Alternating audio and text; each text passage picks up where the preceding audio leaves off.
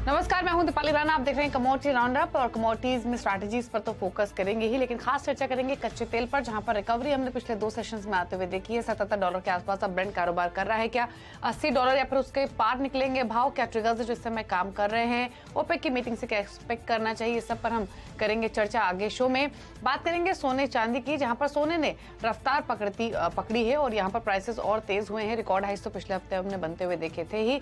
कल एक हल्की तेजी के बाद आज वापस मोमेंटम तेज होते हुए दिखाई दिया है। एग्री कमोडिटीज में स्ट्रैटेजीज पर तो फोकस होगा ही, साथ ही साथ धान और तिलहन पर भी चर्चा करेंगे, जहां पर बुआई घटी है। क्या असर होगा इसका भाव पर, सप्लाई पर, डिमांड सिचुएशन कैसी है? इन सब पैरामीटर्स पर हम बातचीत करेंगे। हमारे साथ आज मोतीलाल ओसवाल फाइनेंशियल सर्विसेज के डायरेक्टर किशोर नार्निक, ओवरजी ग्रुप के डायरेक्टर रवि देवरा और एग्री इकोनॉमिस्ट देवेंद्र शर्मा आगे मौजूद रहेंगे। लेकिन शो की शुरुआत में सबसे पहले चर्चा कर लेते हैं कच्चे तेल की, जहां पर ब्रेंट का भाव इस समय $77 के आसपास ट्रेड कर रहा है। 2 दिन में प्राइसेस 2% के आसपास बढ़ते हुए दिखाई दे हैं। अब सवाल यह है कि तेजी और कितना एक्सटेंड होगी। अभी 6000 के आसपास भाव आपको M6 पर भी कारोबार करते हुए दिखाई देंगे। जून में ओपेक की मीटिंग है, जहां पर ओपेक की मीटिंग में प्रोडक्शन कम करने को लेकर कोई डिसीजन लिया जा सकता है, लेकिन क्या फिलहाल संकेत बन रहे हैं प्राइसेस को लेकर? इस पर एक राय लेते हैं। रवि हमारे साथ कनेक्टेड है। रवि नमस्कार, स्वागत है आपका। तो बताइए, कच्चा तेल ये रिकवरी जो बनी है, ये कितनी टिकाऊ दिख रही है? कितने और प्राइसेस यहां से फर्दर एक्सटेंड हो सकते हैं? डेफिनेटली रिकवरी 2 दिन में काफी शार्प है और उसका इंडिकेशन हमने लास्ट फ्राइडे भी बात की थी इसके रिगार्डिंग। पर्टिकुलर ये सिचुएशन है कि कच्चा तेल है उसके ब्रॉडर रेंज बन चुके हैं। जो डोमेस्टिक प्राइसेस की बात करें तो डोमेस्टिक प्राइसेस 6200 से लेकर डाउन साइड 5600, और इंटरनेशनल में ब्रेंट की बात करें तो वो अराउंड 78 के 79 के करीब रेजिस्टेंस लेता है। डाउन साइड वो 70 के करीब अच्छा सपोर्ट लेता है। तो मुझे लग रहा है कि ये ब्रॉडर रेंज में रहने चाहिए। हालांकि स्टीप करेक्शन के बाद जो उछाल आया है उसमें चाइना का कुछ स्टिमुलस मेजर्स की एक्सपेक्टेशंस मार्केट में है। साथ में आज जो चाइना के ट्रेड के डेटा है उसमें एक विजिबिलिटी थी कि चाइना का इंपोर्ट कमोडिटीज का कम हो रहा है। एक क्लियर इंडिकेशन है कि चाइना में जो मार्केट एक्सपेक्ट कर रहा है इतनी डिमांड अभी रिकवर नहीं हुई है। तो मुझे लग रहा है कि इसका एक थोड़ा नेगेटिव इम्पैक्ट आज क्रूड के प्राइसेस में ये डेटा के बाद दिखा है। क्रूड का इनपुट गिरा है, बट मुझे लग रहा है कि ओवर पीरियड ऑफ टाइम आपको ये तेजी जारी रह सकती है। एंड पर्टिकुलर जिस हिसाब से ओपेक प्लस से भी एडिशनल 1.16 मिलियन के कट के बाद एक और का प्रोडक्शन कट के लिए बात चल रही है। तो मुझे लग रहा है कि प्राइसेस में यहाँ पे बाय करना एक बेटर स्ट्रेटेजी हो सकती है। लेवल स्पेसिफिक आप बाय करें। ओवर पीरियड ऑफ टाइम मुझे लग रहा है कि अगर शॉर्ट टर्म का नजरिया है तो 6200 तक के प्राइसेस चलने चाहिए। इंट्राडे में अगर कोई ट्रेडिंग स्ट्रेटेजी करनी है तो आप बाय कर रहे ये लेवल पे। स्टॉप लॉस आप 580 का लगा सकते हैं। अपर साइड इंट्राडे में 6100 तक के लेवल में एक्सपेक्ट कर रहा हूं। ओके, तो प्राइसेस यहाँ से थोड़े से इंच अप और हो सकते हैं, इसीलिए बाय करने का ही सजेशन आपको दिया जा रहा है। 6100 यहाँ तक भाव जाने की पूरी प्रोबेबिलिटी है। ये आपको नियर टर्म स्ट्रैटेजी बताई गई है। ऑल्दो हमने एक बड़ी रेंज में तो कारोबार कच्चे तेल में होते हुए देखा ही। अब जैसे जैसे आगे और डेवलपमेंट्स अनफोल्ड होंगी वैसे वैसा रिएक्शन हम एक्सपेक्ट कर सकते हैं। अब ओपेक की जो मीटिंग रहेगी जून में, उस पर नजरें बनी हुई हैं, लेकिन 6100 नियर टर्म टारगेट, उसके बाद 6200, ये 2 टारगेट्स रवि की ओर से मिले हैं कच्चे तेल पर। अच्छा, एनर्जी पैक की बात हो रही है रवि, तो एक राय आपकी नेचुरल गैस पर भी। यहाँ भी हम काफी ऊपर नीचे के ट्रेड देख रहे हैं। ऑल्दो अब जो रेंज है नेचुरल गैस की वो काफी छोटी हो गई है। क्या व्यू है इन लेवल से? जरूर से, क्योंकि काफी एनर्जी के प्राइसेस को सपोर्ट मिला है। सारे fossil and non fossil fuel prices में लास्ट वीक में एक अच्छी रिकवरी दिखी थी, तो उसका एक सेंटिमेंट इम्पैक्ट नेचुरल गैस के प्राइसेस में आ चुका है। मुझे लग रहा है कि शॉर्ट टर्म के लिए 167 का बॉटम बन चुका है। यहाँ से मुझे लग रहा है कि बाय एंड डिप्स का स्ट्रेटेजी रखना चाहिए। लेवल स्पेसिफिक बात करें तो 180 के करीब आप बाय कर सकते हैं। स्टॉप लॉस आप 1 से 2 ट्रेडिंग सेशन के लिए 172 का मेंटेन कर सकते हैं। मुझे लग रहा है कि वहां पे अपर साइड 195 तक के लेवल आपको दिखने चाहिए। इन्वेंट्री तक वेट करना है। थर्सडे को इन्वेंट्री डेटा आने हैं। मुझे लग रहा है कि जिस हिसाब से सारे एनर्जी कॉम्प्लेक्स में उछाल है, साथ में ये एक क्लीन एनर्जी सोर्स है, और शुगर के रिलेटेड एंड जो इथेनॉल को रिलेटेड जो सप्लाई की शॉर्टेज अक्रॉस द ग्लोब देखी जा रहे हैं, तो मुझे लग रहा है कि एज अ मीन्स के ये क्लियर एनर्जी सोर्स, क्योंकि यहाँ पे जो कच्चे तेल के सामने काफी कम कार्बन एमिशन होता है, तो मुझे लग रहा है कि प्रोबेबली जो मार्केट की एक्सपेक्टेशंस थी कि डिमांड में काफी बड़ा डिस्ट्रॉय देखने को मिलेगा, शायद इतना बड़ा डिस्ट्रॉय ना देखने को मिले, और ओवर पीरियड ऑफ टाइम में अच्छी रिकवरी की एक्सपेक्टेशंस कर रहा हूं। ओके तो रिकवरी और तेजी यहाँ पर एनर्जी पैक में देखने को मिल सकती है। और एनर्जी से अगर हम रिलेटेड देखें तो रबर के प्राइसेस में यहाँ पर बढ़त देखने को मिली है। मल्टी वीक हाइज पे यहाँ पर रबर में भी हमने कारोबार होता हुआ देखा है। और अगर यहाँ पर साथ ही साथ चीनी की बात की जाए, यहाँ पर भी इजाफा अंतर्राष्ट्रीय बाजारों में है।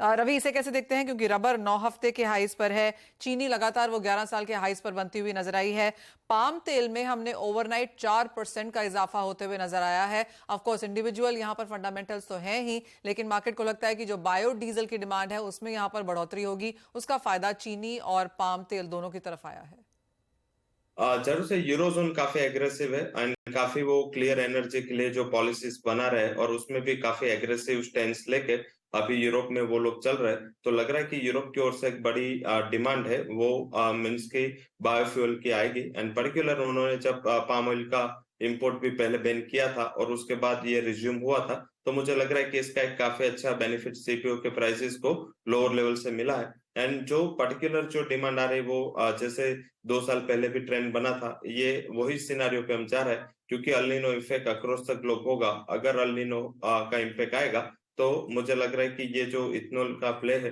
वो क्रूड एंड साथ में नेचुरल गैस के प्राइसेस सारे fossil and non fossil fuel prices को सपोर्ट कर सकते हैं। और आप देखें तो पाम ऑयल है, साथ में अनदर इथेनॉल के भी प्राइसेस है, वो वैसे बॉटम पे इतना ज्यादा उछाल उसमें देखने को मिला नहीं comparative to crude as well as natural gas. तो मुझे लग रहा है कि वहां पे एक अच्छा स्कोप दिख रहा है। एंड अगर पूरा वर्ल्ड है वो अभी biofuel and alternative and clean energy sources के ऊपर जा रहा है, तो ये सीपीओ हो या शुगर हो, सारे की डिमांड बनी रहेगी। मैं शुगर में अभी भी बुलिश हूँ। मुझे अभी भी लग रहा है कि जिस हिसाब से वर्ल्ड में प्रोडक्शन कट होने के एक्सपेक्टेशंस अभी लग रहे हैं, एज वेल एज देखे तो सारे कंट्रीज अपना कंप्लायंस काफी टाइट कर रहे हैं, क्योंकि शुगर सबको ऐसा है कि पहले डोमेस्टिक जो खपत है वो कंप्लीट हो। तो मुझे लग रहा है कि सारे फैक्टर अभी ऐसा क्लियर इंडिकेशन दे रहे हैं कि बायोफ्यूल की डिमांड है वो sugar as well as CPO दोनों के प्राइसेस को ये साल सपोर्ट कर सकती है। Fair point that. रवि, क्योंकि हम एग्री की बात कर रहे हैं तो यहाँ पर अंतर्राष्ट्रीय बाजारों में अगर देखें तो चावल 5 हफ्ते के हाइज पर है, कॉटन में हमने इजाफा होते हुए देखा, 2 हफ्ते के हाइज पर यहाँ कारोबार है। अर्जेंटीना की सोयाबीन की फसल कम एक्सपेक्टेड है तो सोयाबीन के प्राइसेस में भी बढ़त है। पिछले कई दिनों में हम इंडियन मार्केट्स में मसाले, कैस्टर, गुआर, इन सब चीजों को भी देख रहे हैं। तो ओवरऑल एग्री पैक में जो ये सपोर्ट है, आगे जाकर यहाँ पर कहाँ ट्रेड अपॉर्चुनिटीज ढूंढते हैं आप? जरूर से मुझे लग रहा है कि ये साल एग्री कमोडिटीज का साल रहेगा। पर्टिकुलर जिस हिसाब से अल नीनो अगर जून जुलाई में प्लेस हुआ तो मेरे हिसाब से सारे एग्रीकल्चर बास्केट में सप्लाई रिलेटेड इश्यूज आगे जाके खड़े हो सकते हैं। मुझे लग रहा है कि जिस हिसाब से अल नीनो का प्लेसमेंट काफी इंपॉर्टेंट है, अगर ये जून जुलाई में प्लेसमेंट होता है तो मेरे हिसाब से काफी नेगेटिव होगा फॉर एग्री सिस्टम इंडिया, साथ में ऑस्ट्रेलिया, साथ में यूएस, सारे के एग्री सिस्टम के लिए थोड़ा नेगेटिव होगा अगर ये साल अल नीनो प्लेस होता है। क्योंकि ऑलरेडी हम लास्ट टू लास्ट ईयर जब कोविड की जो सेकंड लहर थी तो 2020-21 में हमने काफी एग्रीकल्चर में supply related and supply chain related दिक्कतें देखी थी और उस टाइम प्राइसेस काफी हाई पे चले गए थे। बट बाद में जैसे सप्लाई चेन रिस्टोर हुई, मार्केट में कंपेरेटिव प्राइसेस में कूल ऑफ हुआ। बट मुझे लग रहा है कि इस साल थोड़ा प्राइसेस अपर रेंज में रह सकता है, जिस हिसाब से अभी जैसे विंटर गया एंड जैसे समर जा रहा है, एक क्लियर इंडिकेशन अभी मिल रहा है, क्योंकि हम काफी टाइम से weather and market and monsoon track करते हैं। तो लग रहा है कि इस साल ये अल नीनो जून जुलाई में ही प्लेस होगा। तो अगर ऐसा होता है तो मेरे हिसाब से सारे इंडस्ट्रियल नहीं but non industrial agriculture commodities जो ग्रेन्स है, शुगर है, साथ में आप बात करें तो एडिबल ऑयल्स है, इसके प्राइसेस में मैं अच्छा इजाफा एक्सपेक्ट कर रहा हूँ। साथ में यूरोप भी जो ग्रेन्स इंपोर्ट कर रहा था यूक्रेन से एंड रशिया से पहले भी बैन लगा दिया था। आज न्यूज है उन्होंने यूक्रेन से भी वो लोग अभी बाई करना नहीं चाहते, तो वहां भी लग रहा है कि यूरोप की डिमांड एशियन मार्केट से काफी बड़ी होगी। तो इंडियन एग्रीकल्चर प्राइसेस में उछाल रहेगा। ट्रेडिंग स्ट्रेटेजी की बात करें तो मुझे लग रहा है कि ये लेवल पे आप सोयाबीन में ध्यान रख सकते हैं, वहां पे यहाँ 200 से 300 पॉइंट का उछाल मैं एक्सपेक्ट कर रहा हूँ। तो सोयाबीन मुझे यहाँ पे एक बेस्ट रेट लग रहा है। साथ में आप ध्यान रखें थोड़ा बहुत गुआर कॉम्प्लेक्स में, वहां भी अगर कच्चा तेल बढ़ रहा है, अगर एनर्जी डिमांड बढ़ रहा है, तो ये भी एक कॉम्प्लेक्स है, वहां पे शॉर्ट टर्म में अच्छा इजाफा देख सकते हैं। ओके, चलिए, तो ये तो एग्री कमोडिटीज की बात हुई और फूड कमोडिटीज की, लेकिन अब बात बुलियंस की कर लेते हैं और बात कर लेते हैं गोल्ड की, जहां पर हमने M6 पर भी भाव बढ़ते हुए देखे। 61,000 के ऊपर फिलहाल कारोबार कर रहा है और इंटरनेशनल मार्केट्स में भी तेजी आते हुए दिखाई दी है। किशोर, क्या करना चाहिए इन लेवल से? 61,000 के पास आकर प्राइसेस अब टिकते हुए दिखाई दे रहे हैं। यूएस का कंज्यूमर प्राइस इंडेक्स डेटा अभी ड्यू है, इन्फ्लेशन नंबर्स हो या फिर नॉन फॉर्म पेरोल के नंबर्स हो, उनके बाद बाइंग यहाँ पर एमर्ज होती हुई दिखाई दी है। आप कैसे देखते हैं इस मूव को और क्या व्यू इन लेवल से?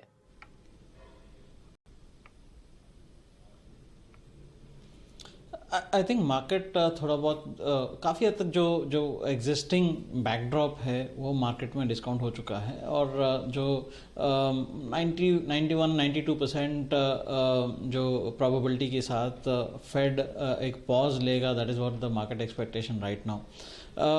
थोड़ा बहुत जो डॉलर आज स्ट्रॉन्ग दिख रहा था और जो इन्फ्लेशन नंबर्स आने वाला है, थोड़ा बहुत मार्केट्स उसको लेकर भी थोड़ा सा नर्वस है, तो प्रॉबेबली स्लाइटली पॉजिटिव होगा डॉलर के लिए। तो इंट्राडे के लिए और गोल्ड थोड़ा सा करेक्ट हो सकता है, तो मैं 61,200 के आसपास में गोल्ड में शॉर्ट टर्म एकदम आज कल के लिए मैं एक बिकवाली का राय दूंगा। आपका टारगेट हो सकता है 60,700 के आसपास एंड 61,450 के आसपास आप स्टॉप लॉस मेंटेन कर सकते हैं। अगेन यहाँ पे ट्रेंड रिवर्सल नहीं है, तेजी बरकरार है। थोड़ा बहुत जो पिछले तेजी आया था उसका एक करेक्टिव डाउनसाइड आज एक्सपेक्टेड है। ऑलराइट, कुछ मुनाफा वसूली की एक्सपेक्टेशन है और हल्की सी गिरावट यहां पर सोने में देखने को मिल पाएगी 61,000 के ऊपर फिलहाल के कारोबार। कैसे देखते हैं किशोर आप overall metals as a sector को? यहां पर दूसरे दिन लगातार आज हमने तेजी बनते हुए देखी है। चाइना का ट्रेड डेटा एक्सपेक्टेशन से बेहतर आया है, उसका सपोर्ट तो बाजार में है ही, and then individual fundamentals metals जैसे कॉपर, एल्यूमिनियम के लिए काफी सपोर्टिव है।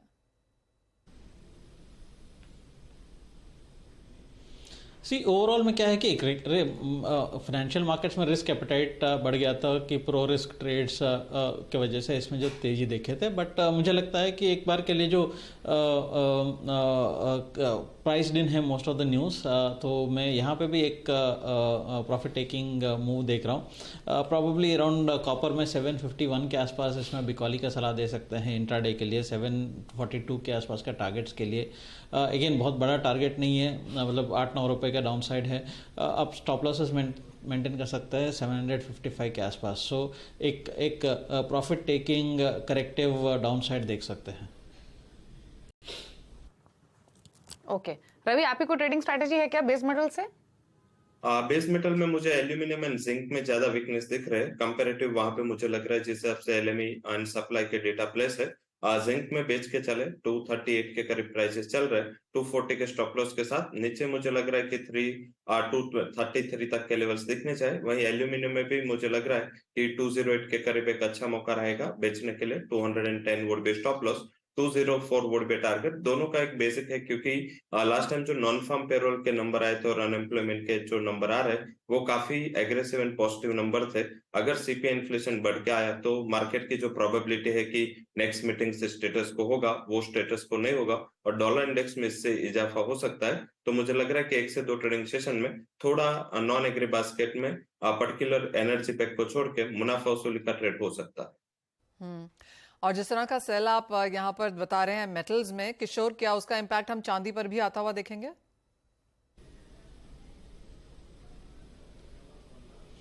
यस, चांदी पर भी एक्चुअली क्या है कि अगेन एक प्रॉफिट टेकिंग डाउन साइड आ सकता है। एक वीकनेस इंट्राडे के लिए एक्सपेक्टेड है। जो लेवल्स है आई थिंक 77,400 के आसपास इसमें बिकवाली करके चल सकते हैं। आपका डाउन साइड आप रख सकते हैं 76,400 तक। स्टॉप लॉस मेंटेन करना चाहिए 77,900 के आसपास। सो ओवरऑल आई थिंक जो मेटल्स का जो पैक है, प्रेशियस एंड बेस मेटल्स दोनों में एक करेक्टिव स्टैंड्स हम लोग करंटली एक्सपेक्ट कर सकते हैं। साथ ही किशोर, डॉलर इंडेक्स पर अब क्या व्यू है? क्योंकि मेजर डेटा यूएस फेड की मीटिंग अब यहाँ पर निकल चुकी है और एक प्रेशर हमने लगातार डॉलर इंडेक्स पे आता हुआ देखा है, लेकिन अभी भी अपने स्ट्रॉन्ग सपोर्ट लेवल्स को ये यहाँ पर होल्ड करता हुआ दिखा है। किस तरह की रेंज आप बनता हुआ देखेंगे आने वाले महीने में?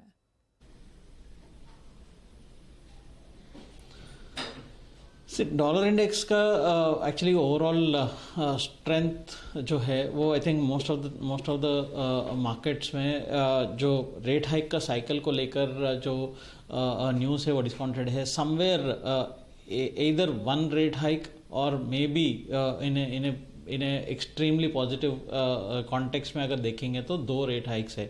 2023 में। मैं पर्सनली ये नहीं मानता कि 23 में हमको एक रेट कट देखने के लिए मिलेगा। So my stand is probably 2-3 months pause, probably सितंबर के आसपास एक रेट हाइक आएगा। सो आई थिंक सो हम लोग सब कहीं ना कहीं रेट साइकिल का पीक पे खड़े हैं। So and second is that कि जो रिसेंटली जो यूएस सेनेट का जो डेट सीलिंग को लेकर भी काफ़ी हद तक एक सेंटिमेंट उसमें थोड़ा हर्ट हुआ है। तो मैं ये मानता हूँ कि यहाँ से बहुत ज़्यादा स्ट्रेंथ नहीं है डॉलर वीकनेस पर, बट ओवरऑल एक डॉलर के लिए वीकनेस का ही ट्रेंड बरकरार रहेगा और बहुत ज़्यादा स्ट्रेंथ का आसार कम दिख रहा है। ओके, चलिए, तो ये रह रही डॉलर इंडेक्स पर फिलहाल 101.42 के लेवल्स पर ये कारोबार करते हुए। चलिए, शुक्रिया किशोर आने के लिए शो में और अपने व्यूज देने के लिए सभी कमोडिटीज पर। एक ब्रेक का यहाँ पर वक्त हो गया, ब्रेक के उस पर फोकस करेंगे कुछ आंकड़ों पर जो ये इंडिकेट कर रहे हैं कि धान और तिलहन की जो बुआई है वो इस बार घटी है। इसको एनालाइज करेंगे, आउटलुक लेंगे। एग्री इकोनॉमिस्ट देवेंद्र शर्मा हमारे साथ मौजूद रहेंगे एक ब्रेक के उस पर, फिर वापस आते हैं।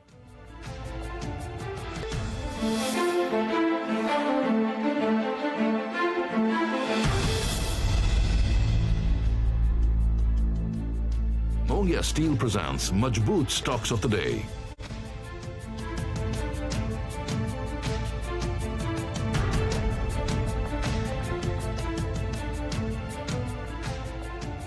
हमारा हाँ में हाँ मिलाना ओके है, क्योंकि हम तोते हैं। लेकिन आपके वेल्थ मैनेजर को ऐसे नहीं करना चाहिए, पता है ना? चुनिए नुवामा। हम करते हैं वही जो आपके और आपके पैसों के लिए है सही। Nuvama, let's do it right. We don't just create new standards, we create new priorities for the Indian car buyer. In fact, we make the whole world of India's mobility new forever. Canara Bank presents Canara Premium Payroll Account. Free term insurance and instant overdraft facility. Avail unique advantages and benefits. Experience the best.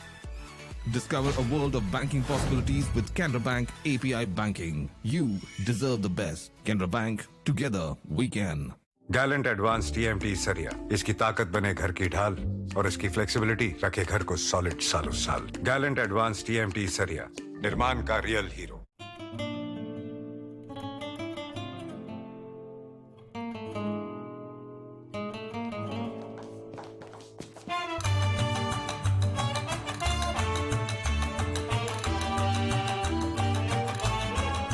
Don't like unwanted add-ons?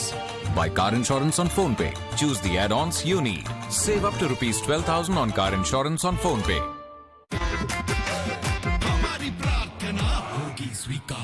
Zedlac Premium Agarbatti and Dhoop, official prayer partner, Delhi Capitals. Nexus Select Trust, owner of India's leading mall platform of high-quality assets, with 17 best-in-class malls across 14 cities, now makes an initial public offer of units aggregating up to 32 billion rupees. The 100% book-built offer of units being offered in a price band of 95 to 100 rupees per unit. Opens May 9th, closes May 11th, 2023. For details and risk factors, refer to the offer document dated April 28th, 2023. Rajnandini Metal Limited. We are India's leading manufacturer of copper wire rods, fine copper wire and house wire and cables. A name of trust with a legacy of 13 years. Rajnandini Metal Limited. Arjun, 10th में you made us really proud. अब आगे क्या सोचा है? पापा, मैंने IIT जाना है और इंजीनियर बनना है। Think IIT, think Vidya Mandir. GI Engineering Solutions Limited. Right issue open. Issue closes on 9th May 2023. एक है जमीन मेरी, एक है मौका मेरा, इसमें सब लगाऊंगा, अपने इरादों से मजबूत एक घर बनाऊंगा। हाँ शुक्ला जी, भिजवाना सिर्फ अल्ट्राटेक ही। अल्ट्राटेक ही क्यों? आप ही ने तो कहा था कि घर जिंदगी में सिर्फ एक ही बार बनता है। घर एक, मौका एक, इसलिए सीमेंट भी देश का number 1। UltraTech, India's number 1 cement. Startup है तो long working hours are normal, but investing that doesn't take too long. Angel One पर क्विकली इजीली अकाउंट ओपन करो। ये चाय ठंडी होने से पहले you can start investing. Investments in securities markets are subject to market risks. Read all the related documents carefully before investing.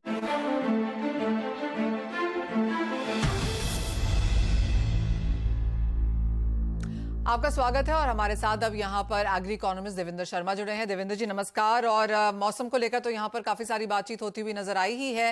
And while हम यहाँ पर रबी को बाजार में आता हुआ देख रहे हैं, खरीफ की बुआई ऑफ कोर्स यहाँ पर जून जुलाई में होती हुई नजर आएगी, लेकिन जो उसका बीच का पीरियड होता है मार्च और जून, यहाँ पर भी काफी सारी फसलों की बुआई होती है। मूंग उसमें से एक यहाँ पर एग्जाम्पल है। लेकिन जिस तरह का मौसम रहा है और जिस तरह की इरेटिक रेनफॉल हमने यहाँ पर आते हुए देखी है, यहाँ पर ऑलरेडी दिक्कतें इस पीरियड के बीच में भी नजर आई हैं। कैसे देखते हैं आप उसे, क्योंकि ये पीरियड भी इंपॉर्टेंट माना जाता है? ये आपने बिल्कुल ठीक बात कही है, क्योंकि ये जो पीरियड है जो मार्च से लेकर जून तक, जिसको समर का सीजन भी कहते हैं, और जैद का ये क्रॉप्स हैं, जैद क्रॉप्स बिटवीन रबी और खरीफ के बीच में, और इस तरीके से ही खरीफ के बाद भी ये छोटा सा पीरियड होता है जिसमें और भी फसलें होती हैं। और उसमें देखा है कि भाई पैडी का और ऑयल सीड्स का जो एरिया है वो थोड़ा घटा है, लेकिन पल्सेस और कोर्स सीरियल्स में एरिया इंक्रीज हुआ है। मुझे लगता है कि ये मार्जिनल ड्रॉप है और मार्जिनल ही इंक्रीज है, तो हमें ज़्यादा चिंतित होने की जरूरत नहीं है। शायद ये भी एक कारण हो सकता है, जिस टाइम ये किसानों ने सोइंग की होगी तो उस समय लगता होगा कि भाई शायद ये जो सीजन है ये बहुत गर्म रहेगा और पानी की कमी रहेगी, लेकिन जैसा कि हमने देखा है specially in the northern parts of the country कि बारिश हो गई है, और बारिश होने से शायद उन फसलों को रकबा बढ़ता जिनकी ज़रूरत इस समय थी, जैसे पैडी हो या ऑयल सीड्स हो या इवन पल्सेस हो। पल्सेस तो खैर एरिया बड़ा है लेकिन और भी बढ़ सकता था। तो जैसे मूंग के ऊपर प्रेशर है, पंजाब में बिल्डअप किया जाता है कि मूंग की फसल लें, और उस पैडी क्रॉप से पहले एक मूंग की फसल भी लें, तो ये भी शायद एक कारण होगा कि भाई एरिया क्यों बढ़ा है। क्योंकि पिछले साल हमने देखा काफ़ी रकबा जो है मूंग के नीचे आया था, जबकि स्टेट गवर्नमेंट ने अनाउंस किया कि हम मिनिमम सपोर्ट प्राइस पे खरीदेंगे। ये अलग बात है कि वो नहीं खरीद पाए और उसको भावांतर स्कीम में लेने की बात की, लेकिन ये प्रॉमिस जो थी उसके करके एरिया बढ़ा था। देवेंद्र जी, जैसे आपने कहा कि एरिया यहाँ पर अभी थोड़ी वदगट है, बाजार ऑफ कोर्स इसको यहाँ पर देख रहा है, लेकिन जिस तरह से सरकार ने यहाँ पर अनुमान लगाया है एक बार फिर से रिकॉर्ड क्रॉप का, क्या वो थोड़ा जल्दी है वो नंबर्स यहाँ पर अभी देखना? और दूसरी बात, जिस तरह से हमने भाव बढ़ते हुए देखे हैं अंतर्राष्ट्रीय बाजारों में, चाहे वो खाने के तेल है, चावल है, कॉटन है, चीनी है, cocoa, corn, at least international markets में वो इन्फ्लेशन जरूर बढ़ती हुई नजर आई है। उसका छोटा मोटा इम्पैक्ट हमने इंडियन मार्केट्स में भी बनते हुए देखा है। देखिए, दो चीजें आपने कही हैं। एक बात तो ठीक है कि भाई जो टारगेट सरकार ने रखा है वो तो हर बार हम देखते हैं कि वो काफी हम उसको एम्बिशियस तौर पे रखते हैं, और वो ठीक भी है। टारगेट तो उस तरीके से रखना चाहिए, लेकिन जो आपने बिल्कुल ठीक कहा कि आने वाला मौसम जो है खरीफ के सीजन में वो किस तरीके का करवट लेगा, वो उस पर बहुत कुछ डिपेंड करेगा। ये बात तो बिल्कुल हमें मान के चलनी है। लेकिन दूसरी बात जो आपने जो प्राइसेस की बात की, ये बहुत इंटरेस्टिंग है। देखिए, आपने कहा कि इंटरनेशनल प्राइसेस जो है वो बढ़े हैं। फूड इन्फ्लेशन की बात करें तो इंटरनेशनली भी फूड प्राइसेस बढ़े हैं। वो इसलिए बढ़े हैं क्योंकि अब तो ये एक्सेप्ट किया जा रहा है, इवन वॉल स्ट्रीट जर्नल ने भी एक्सेप्ट कर लिया है कि ग्रीड इन्फ्लेशन है, प्रॉफिट जानबूझकर बढ़ाए गए हैं। और इस पे मैंने बहुत दिनों से मैं कहता आया हूँ, लेकिन अच्छा लगा जब ये मेन लाइन इकोनॉमिस्ट भी इस बात को मानते आ रहे हैं। लेकिन अब देखिए हिंदुस्तान में देखिए कि क्या कारण है। हम लोग कहते हैं कि भी फूड इन्फ्लेशन बढ़ रही है, लेकिन अगर हम देखें, अगर प्याज का भाव आज भी 2 या 3 रुपए किसान को मिल रहा है और मार्केट में कम से कम आपको 20 रुपए पे मिल रहा है, इसका मतलब है कि 900% की इंक्रीज है। किसान को जो मिलता है और जो कंज्यूमर को मिलता है उसके बीच में 900% की इंक्रीज है। मुझे बताइए, क्या कभी हमारे देश में चर्चा हुई कि फूड इन्फ्लेशन इज एक्चुअली जो उसका कारण जो है वो रिटेल इन्फ्लेशन है इस देश में? इसमें किसानों का दोष नहीं है, उनकी कॉस्ट ऑफ प्रोडक्शन नहीं बढ़ी, उनका प्राइसेस नहीं बढ़े। कॉस्ट ऑफ प्रोडक्शन तो बढ़ी है, सॉरी, आपको बता दूं कि नहीं बढ़े हैं। देवेंद्र जी, मैं आपको बताना चाहूंगी कि सीएनबीसी आवाज की तरफ से हमने ये मुहिम भी चलाई है कि क्यों होलसेल और रिटेल में इतना ज्यादा फर्क है, और हमें खुशी है कि आपने भी इसके बारे में यहाँ पर बात की है। पर मेरा एक सवाल और भी है, और अब एल निनो का इम्पैक्ट हम सभी यहाँ पर काफी क्लोजली देखते हुए नजर आए हैं, और ये एडवाइजरीज निकली हैं सेंटर की तरफ से कि इनफ से इनफ सीड प्रोवाइड किए जाएं खरीफ की बुआई के लिए, ताकि वहां पर कोई चिंता ना बने। इस स्टेप को आप कैसे देखते हैं सरकार के? ये इम्पोर्टेंट है, ये इम्पोर्टेंट है क्योंकि जब कॉन्टीजेंसी प्लान हमने लाने होते हैं तो कॉन्टीजेंसी प्लान में सबसे इम्पोर्टेंट जो है वो सीड की अवेलेबिलिटी होती है। सपोज करिए कि क्रॉप जो है वो सोइंग हो चुकी है उसकी पैडी की, और पैडी की क्रॉप जब सोइंग हो चुकी है उसके बाद अगर बारिश नहीं होती है तो क्रॉप अगर डिस्ट्रॉय होती है या जो इमीडिएटली ग्रोथ होनी चाहिए वो नहीं होती है, तो फिर आपको दोबारा रीसोइंग करनी पड़ती है। रीसोइंग के लिए आपके पास वो क्रॉप भी उपलब्ध होनी चाहिए, यानी सीड उसको उपलब्ध होना चाहिए, एक बात। दूसरी बात है कई जगह पे हम देखेंगे कि जब क्रॉप का सीजन निकल गया है उसके बाद भी अगर ऐसा मौसम आता है तो हमें उस टाइम भी एक उसको रिप्लेनिश करने के लिए एक चीज होगी, लेकिन रिप्लेस करने के लिए भी और सीड होना चाहिए। तो ये भी हमें प्लान करके रखना है। तो आई थिंक ये आपने जो बात कही है कि जितना ज्यादा हो सके उतना सीड हम एक तो उसी फसल का रखें जो उस सीजन में अप्रोप्रिएट है, लेकिन उसके बाद उसका भी रखें जिसको रिप्लेस करना है हमने। काश अगर ऐसा मौसम खराब हो जाता है तो we will have to go in for that situation, तो उसकी दोनों की तैयारी होनी बहुत जरूरी। जी चलिए, शुक्रिया देवेंद्र जी अपने व्यूज देने के लिए इस डेवलपमेंट पर। क्विकली एक व्यू रवि का भी ले लेते हैं। रवि, आपने पूरी कॉन्वर्सेशन सुना शर्मा जी के साथ। एक चीज तो क्लियर है, आगे के नंबर्स कैसे रहेंगे, मॉनसून की चाल कैसी रहेगी, वो बहुत इंपॉर्टेंट रहेगी। लेकिन सो फार जो सिचुएशन है, आप इन फूड कमोडिटीज के प्राइसेस को कैसे देखते हैं? जरूर सर, प्राइसेस में जो उछाल आया है, इन पर्टिकुलर लोअर लेवल से उछाल है, तो मुझे लग रहा है कि थोड़ा सस्टेनेबल है। हालांकि मार्केट का जो टोटल फोकस है वो जून में प्लेस होने वाले मॉनसून सीजन से। आई थिंक इसका थोड़ा बहुत ख्याल हमें मई एंड तक आ जाएगा, क्योंकि अगर केरला मीन्स नॉर्मल मॉनसून रहना है तो केरला में उसको last week of May enter करना है। तो अगर ये केरला में एंटर हो जाता है तो आई थिंक बहुत ज्यादा प्रॉब्लम नहीं होगा। बट जैसा आप बात कर रहे थे, सीड्स की अवेलेबिलिटी गवर्नमेंट ने बढ़ाया, अच्छा स्टेप है। हालांकि लैंड एरिया एंड वाटर दोनों काफी इंपॉर्टेंट इसके लिए, क्योंकि अगर सीड में सेकंड बुआई में काफी इंपॉर्टेंट होता है। जब सेकंड बुआई होते हैं उसकी यील्ड्स काफी लोअर होती है। अगर आप प्लेसमेंट देखें 2003 जब अल नीनो का प्लेसमेंट था, 16% क्रॉप एरिया सेम रहा था, बट प्रोडक्शन में 16% का गिरावट था। 2005 में 8% का था, 2009 में 10% था, 2015 में 3% था। तो अगर ऐसी जो सिचुएशन जहाँ पे ग्लोबल सप्लाई की डेफिसिट है, अगर अल नीनो प्लेस होता है तो मेरे हिसाब से यहाँ पे प्राइसेस बढ़ सकते हैं। गवर्नमेंट ने काफी कंट्रोल वीट के प्राइसेस को किया है, काफी पॉलिसी स्टेप लिए, बट अगर ऐसा सिचुएशन प्लेस होता है तो मुझे लग रहा है कि इमीडिएट इफेक्ट वहां पे आना चाहिए, क्योंकि वहां पे वैसे भी ग्लोबली सप्लाई की चिंता बने हुए। सेकंड जो पॉजिटिव चीज होगी प्राइस के लिए वो सोया के लिए रहेगी, क्योंकि सोया भी यही हमारे लिए खरीफ कॉमोडिटी है। तो वहां पे मुझे लग रहा है कि प्राइसेस में उछाल आना चाहिए।